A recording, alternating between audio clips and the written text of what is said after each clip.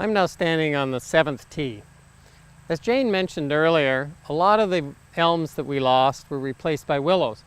And archives show that willow tree just to the left of the exit of the bridge, an elm stood there at one point in time.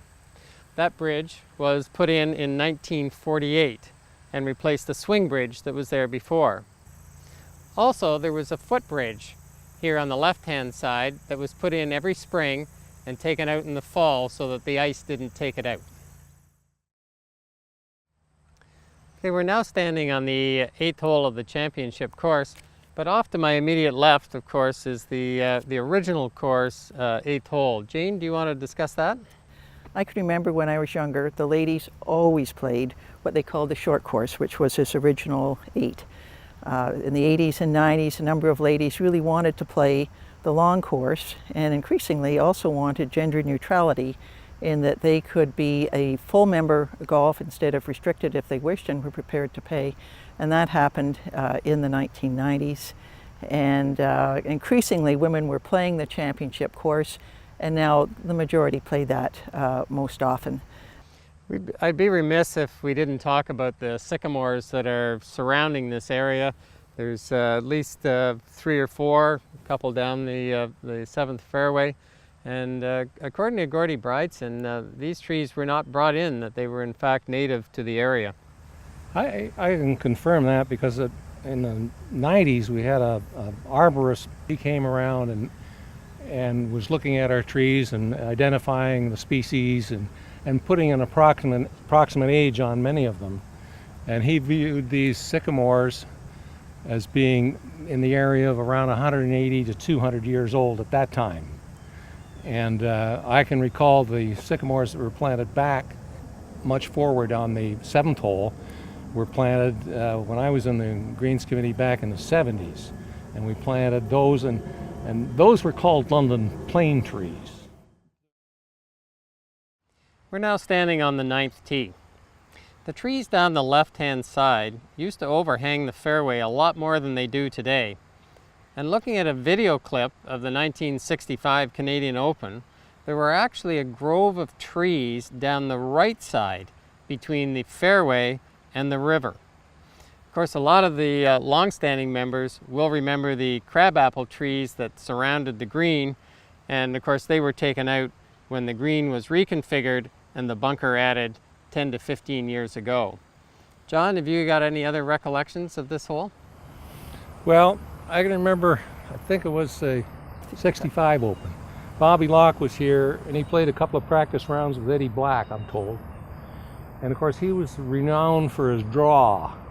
And he would hit the ball down the riverside and draw it back into the fairway. That was a unique way of playing the hole at that time. Jane, you remember certainly, and I think a lot of the members do, the salmon runs over the years. Yes, I do. They were lots and lots of salmon. There don't seem to be that anymore. I mean, just the odd one coming up. But yes, we would come and watch the salmon run.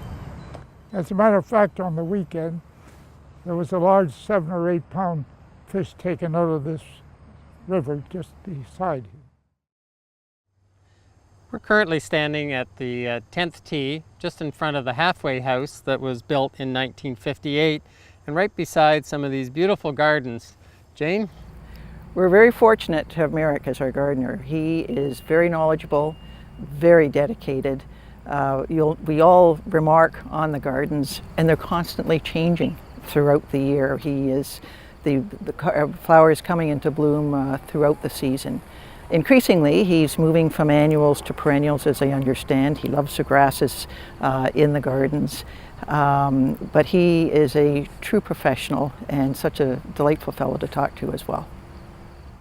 This hole changed location back in 1986, and the original green was to the right of the current green and was much lower. John, do you have any other recollections? Well, the green was framed by, I guess the spruce tree on the left or on the right of the current green was left of the old green. And the hole was a bit shorter and of course lower. And the big poplar was still there, the Carolina poplar was still there, but other than the change in the green, there's not been a lot. The green was raised, of course, to protect it from the ice that came down and ravaged the old green back in the day. I'm currently standing on the black tee at the 11th hole. Not an awful lot has changed on this hole over the years. The grove of pines down the left side was taken out in the winter of 2012, and there was a big bur oak at the point that came down in a windstorm a couple of years ago as well. We're on the stone bridge in front of the 12th green, not far from the site where Jack Nicklaus in the 1965 Canadian Open took a 6 when he found his second shot on the rocks that used to be at the edge of the water. Jane? Dick Grimm was our chair of the Open, a brilliant appointment by the board headed by Bill Dobbin. And he just embraced the Open. He became Mr. Canadian Open. And he and Jack Nicklaus, who perhaps this was their first acquaintance, became connected as Dick was a big driver for Glen Abbey. He wanted the Canadian Open to be in the top 5 of PGA championships. He felt we needed our own course. And who should he appoint, along with others in the committee, but Jack Nicklaus. So the beginnings of that relationship perhaps began here in 1965.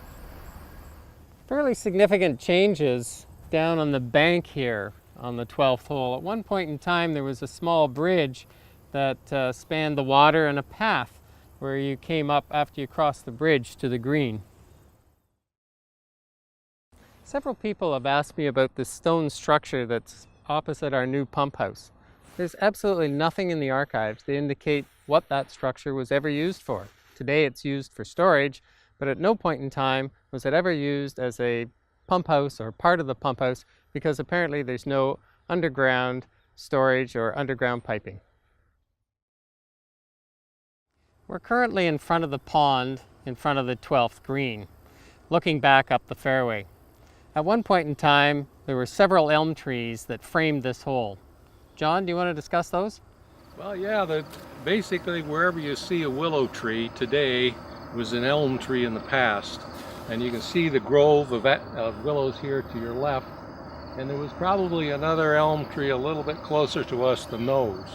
It really challenged your shot to the green. As well as there was one of Blondie Wilson's willows here close to the riverbank behind you, Lee, and that also challenged you a little bit. We still have, luckily, a few elm trees left. There's one just over the bridge that we were on a minute ago, and there's another one about 150 yards to the left. If you're ever going across that bridge, enjoy the elms. Okay, the other interesting thing about this hole is this river that's in front of the 12th green did not used to be more of a pond. It used to be quite a narrow flowing stream, probably half the width of what it is today. And I can remember in the 60s coming down here with the smelt run in the spring, and you'd wade in either in rubber boots or bare feet, and you'd be able to scoop out buckets full of smelt with your bare hands and throw them up on the shore and collect them. Boy, what a feast we would have that evening.